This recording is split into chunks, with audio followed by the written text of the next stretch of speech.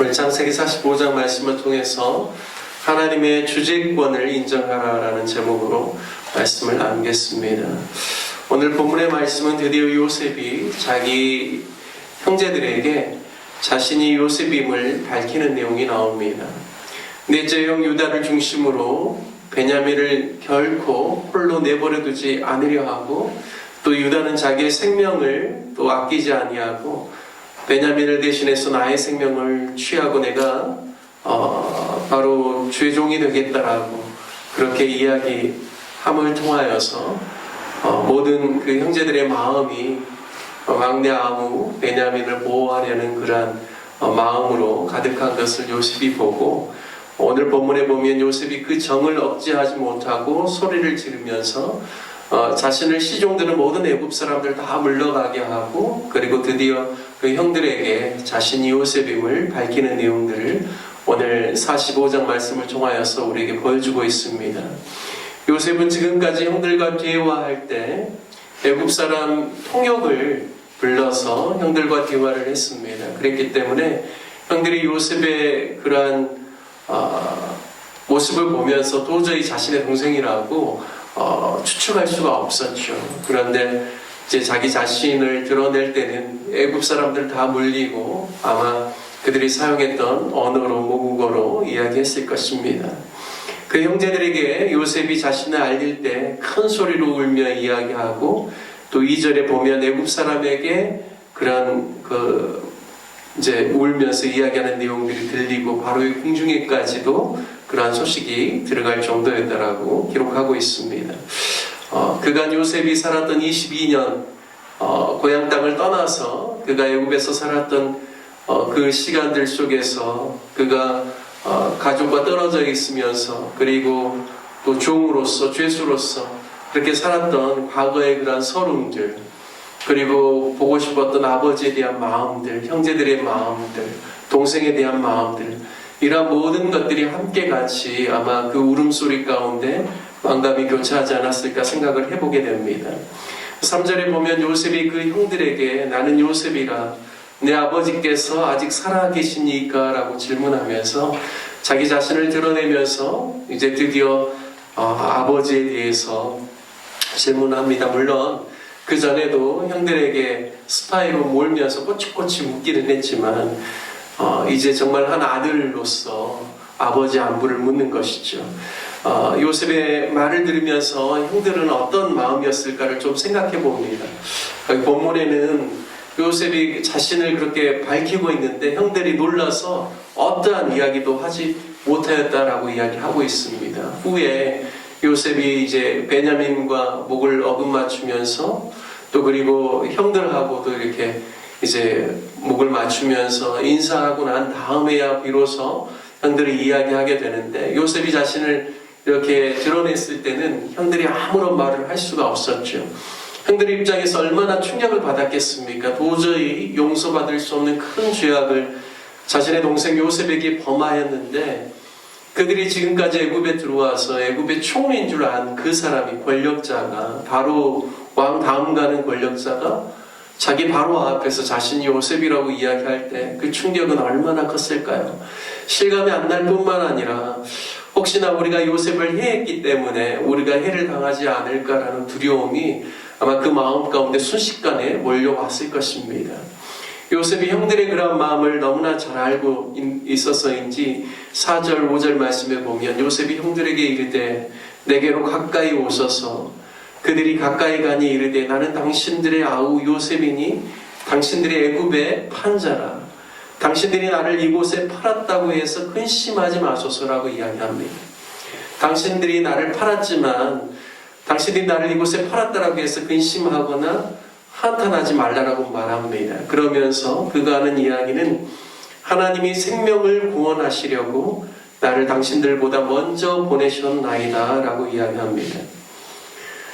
요셉이 이미 형들의 그런 모습들을 보면서 요셉이 형들 용서했구나 라는 생각들을 하게 됩니다. 그리고 오히려 형들을 긍휼히 여기면서 그 사랑의 마음으로 이야기하는 것이죠. 근심하지 말라라고, 한탄하지 말라라고 말합니다. 형들을 사랑하는 그 마음의 그 진심이 표현되는 이야기죠. 그리고 비록 형들이 자신을 애굽에 팔았지만 그 모든 것 가운데서 하나님이 역사하셨다. 하나님이 허락하셨기 때문에 그 일이 일어날 수 있었고 하나님의 역사가 있었다라는 것을 그가 고백하고 있습니다. 그리고 하나님께서 그 모든 것을 인정하시고 허락하신 이유는 하나님이 생명을 구원하시기 위해서 나를 당신들보다 먼저 보내신 것이다 라고 그렇게 이야기하고 있습니다. 이것은 단순히 요셉이 형들을 안심시키고자 하는 이야기만은 아닙니다. 그는 정말 그러한 믿음의 고백이 있었던 것이죠. 내가 세월들 22년의 세월을 돌아놓고 보니 형들이 나를 판 것이지만 그것 가운데 하나님이 역사하시고 생명을 구원하시려는 하나님의 분명한 뜻과 계획 가운데서 나를 애굽에 먼저 하나님이 보내신 것이다 라고 자신이 17세 때 꿨던 그 꿈이 단순히 형들로부터 절을 받고 또 부모와 형제들로부터 어떤 절을 받는 그러한 단순한 꿈이 아니라 이것은 하나님께서 우리 가족을 통하여서 선조 아브라함 때부터 이루신 하나님의 그 구원의 역사를 이루게 하기 위해서 하나님의 섭리 가운데서 나를 보내신 것이다 라고 그는 분명하게 고백하는 것입니다. 이것을 다른 말로 요셉이 하나님의 주재권을 인정하는 것이다 라고 이야기할 수 있습니다.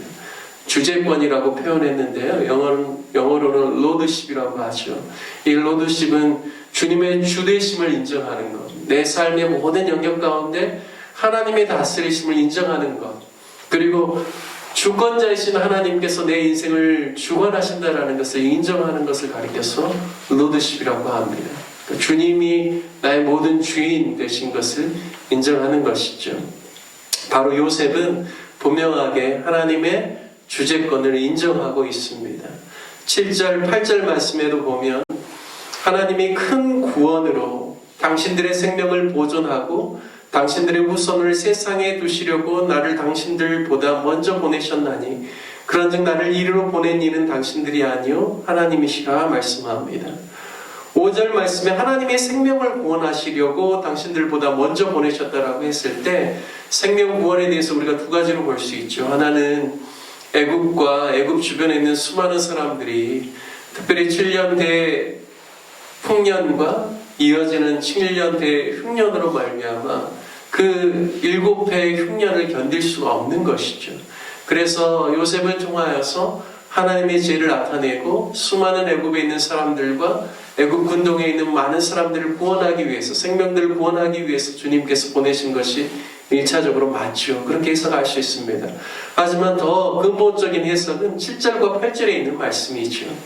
바로 당신들이라고 하는 것은 바로 아브라함 선조 때부터 이어온 하나님의 백성, 구별된 하나님의 사람을 이야기하고 앞으로 큰 민족을 이룰 또 하나님의 그러한 가족들을 이야기하는 것이죠. 바로 그들의 생명을 보존하고 당신들의 후손을 세상에 두시기 위해서 하나님의 거룩한 뜻을 이루고 그리고 아브라함을 통하여서 내가 큰 민족을 이루고 그리고 땅의 모든 족속이 너로 인하여서 복을 받겠다라는 하나님의 그 약속을 이루시고자 그리고 창세기 15장에 하나님께서 400여 년 동안 정말 어느 이방 나라에 가서 너희가 살다가 올라오겠다라는 그 하나님의 뜻을 이루고자 하나님께서 먼저 당신들보다 나를 이곳에 보내셨다라고 고백하고 있습니다.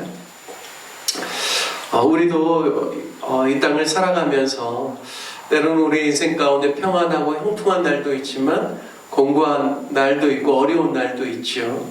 하지만 하나님께서 그 형통한 날과 공고한 날을 병행시키셨다라고 성경은 이야기하고 있습니다. 그래서 그것으로 하여금 인생들로 하여금 능히 자신의 미래를 알지 못하게 함으로 말미암아 하나님을 헤아려 찾을 수 있도록 하나님께서 인도하셨다라고 하는데요. 우리의 삶 가운데 우리가 평안하고 좋을 때만 하나님의 살아계심과 우리의 인도하심을 인정하는 것이 아니라 요셉과 같이 고난의 때나 형통의 때나 어떠한 형편과 상황 가운데서도 하나님의 섭리가 있다는 사실을 분명히 깨닫고 또 하나님께서 우리를 다스리시고 인도하시고 전적으로 하나님의 주권 가운데서 우리를 이끌고 계신다는 것을 매일매일 인정하면서 또 하나님과 동행하는 삶 그리고 무엇보다도 오늘 요셉을 먼저 보내신 목적이 생명을 구원하시기 위한 하나님의 뜻과 계획 가운데서 하나님께서 일을 행하셨다라고 하는 이 고백이 저와 여러분의 고백되어서 가정 안에서, 직장과 또 교회와 삶의 모든 영역 가운데서 하나님의 구원의 역사를 나타내는 귀한 삶을 사시기를 주님의 이름으로 축복합니다. 함께 말씀 적용하며 기도하기를 원합니다.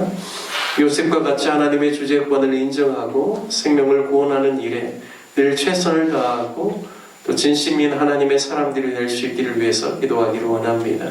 특별히 교회를 위해서 기도할 때는 교회 주변에 가난하고 소외된 그러한 주민들 가운데 다가설 수 있는 교회, 그들에게 참 사랑을 나타내고 또 생명의 영생의 그 구원의 소식을 나타낼 수 있는 우리 교회가 될 수 있기를 위해서, 그리고 또 교회 주변에 있는 많은 살고 있는 외국인들이 다가서서 저들에게 또 구제사역과 선교사역을 통하여서 저들 하나님의 사람으로 세우고 무장시켜서 또 자신의 또 고국의 열방에 나아갈 수 있도록 또 우리 교회가 그렇게 외국인들을 섬길 수 있는 교회가 될 수 있기를 위해서 기도해 주시길 바라겠습니다. 그리고 오늘 이제 목포로 돌아오는 아연 그리고 주성 귀한 우리 자녀들 그리고 함께하는 6명의 또 우리 아이들과 또 2분의 간사님이 잘 또 목포에 돌아올 수 있도록 그 모든 길들을 하나님께서 주장하여 주시도록 기도해 주시고, 또 우리가 후원하고 있는 귀한 선교사님들을 위해서 또 목포시의 복음화와